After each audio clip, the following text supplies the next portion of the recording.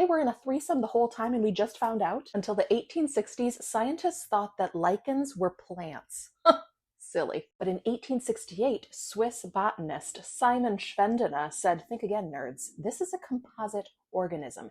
It is made of algae and or cyanobacteria, plus a fungus. Two separate species living as a single organism. Lichens are the thing for which we had to invent the term symbiotic organism. And we operated with this assumption for over 100 years until recently scientists discovered that a lot of these specimens have a third species in it, yeast. They were in a threesome the whole time and we just found out? Elke Mackenzie was a botanist who loved lichens. She was born in 1911 in London. By 1943, she had earned her doctorate at the University of Edinburgh, studying lichens. During World War II, she participated in Operation Tabarin, traveling to Antarctica and the Falkland Islands to increase Great Britain's presence there.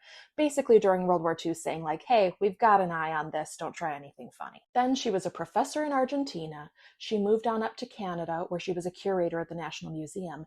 And then she was in charge of the herbarium at Harvard for like 20 years. She also returned to Antarctica in the 1960s with Operation Deep Freeze with the United States to further study lichens. She has 2 different genera of lichen named after her, as well as multiple species. Now, if you want to learn more about Dr. Elke Mackenzie, you may have to search under a different name, I Am Lamb, and that's because Dr. Mackenzie was transgender. Today is International Trans Day of Visibility, and Dr. Mackenzie being trans is both really important and also not at all important, because she, like most trans people, was just out there trying to live her life and learn as much as she could about lichens.